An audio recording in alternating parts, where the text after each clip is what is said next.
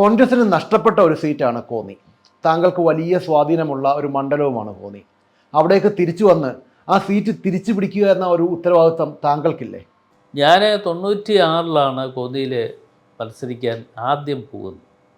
96 ഞാനവിടെ മത്സരിക്കുന്ന അവസരത്തിൽ യഥാർത്ഥത്തിൽ അതുവരെയും ഏതാണ്ട് 10-15 വർഷക്കാലത്തോളം CPM മാത്രം പ്രതിനിധീകരിച്ചുകൊണ്ടിരുന്ന ഒരു നിയോജക മണ്ഡലമാണ് കോന്നി.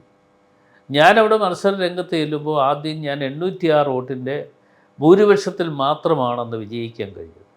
അപ്പോൾ 806 വോട്ടിൻ്റെ ഭൂരിപക്ഷത്തിൽ വിജയം കൈവരിച്ചു എങ്കിലും ഞാൻ 5 തവണ അവിടെ മത്സരിച്ചപ്പോഴും കോന്നിക്കാർ എന്നോട് കാണിച്ച സ്നേഹവും വിശ്വാസവും എന്നെ സംബന്ധിച്ചിടത്തോളം എൻ്റെ മനസ്സിൽ എപ്പോഴും ഉള്ളതാണ്. അവരിപ്പോഴും എന്നെ ബന്ധപ്പെടുത്തുന്നുണ്ട്.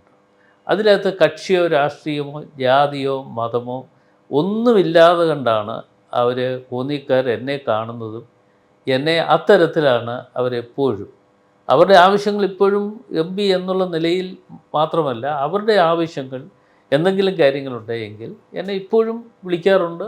വിളിച്ചാൽ എന്നെക്കൊണ്ട് ചെയ്യാൻ പറ്റുന്ന കാര്യങ്ങൾ ഞാൻ അവർക്ക് വേണ്ടി ചെയ്തു കൊടുക്കാറുമുണ്ട്.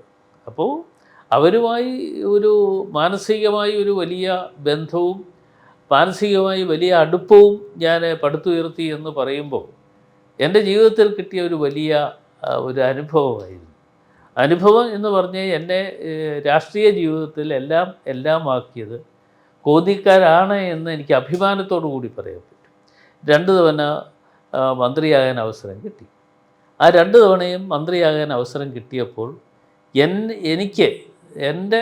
എന്നെ ഏൽപ്പിച്ച ചുമതലകൾ വെച്ചുകൊണ്ട് ആ ചുമതലകളുടെ ഉള്ളിൽ നിന്നുകൊണ്ട് ഏതൊക്കെ തരത്തിൽ കോന്നിക്കാർക്ക് കൂടി പ്രയോജനമുണ്ടാക്കാൻ കഴിയുന്ന തരത്തിൽ പ്രവർത്തിക്കാൻ പറ്റും എന്ന് ഞാൻ തെളിയിച്ചു കൊടുത്തിട്ടുണ്ട്. അതുകൊണ്ടാണ് അവിടെ പല സ്ഥാപനങ്ങളും ഇന്ന് മറ്റ് ഒരു സ്ഥലത്തും ഇന്ന് പത്തനംതിട്ട ജില്ല എന്ന് പറയുമ്പോൾ ഈ ജില്ലയിലെ ഏറ്റവും നമ്പർ 1 നിയോജക മണ്ഡലമാക്കി മാറ്റുന്നതിന് വേണ്ടിയുള്ള വികസന രംഗത്ത് വളരെ കാലോചിതമായ തീരുമാനങ്ങൾ എടുത്തുകൊണ്ട് മുൻപോട്ട് പോകാൻ അവസരം കിട്ടിയിട്ടുണ്ട്.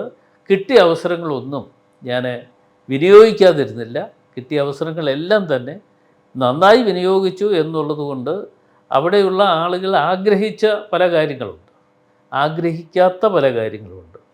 ആഗ്രഹിച്ച കാര്യങ്ങളെക്കാൾ ഉപരിയായി ആഗ്രഹിക്കാത്ത, അവർ സ്വപ്നത്തിൽ പോലും ആലോചിക്കാത്ത പല കാര്യങ്ങളും അവിടെ യാഥാർത്ഥ്യമാക്കി മാറ്റിയെടുക്കാൻ കഴിഞ്ഞു എന്ന് പറയുമ്പോൾ ഒരു പൊതുപ്രവർത്തകൻ എന്നുള്ള നിലയിൽ എന്നെ സംബന്ധിച്ചിടത്തോളം വളരെ അഭിമാനമുള്ളൊരു കാര്യമായി ഞാൻ ഇപ്പോഴും കാണുന്ന ഒന്നാണ്.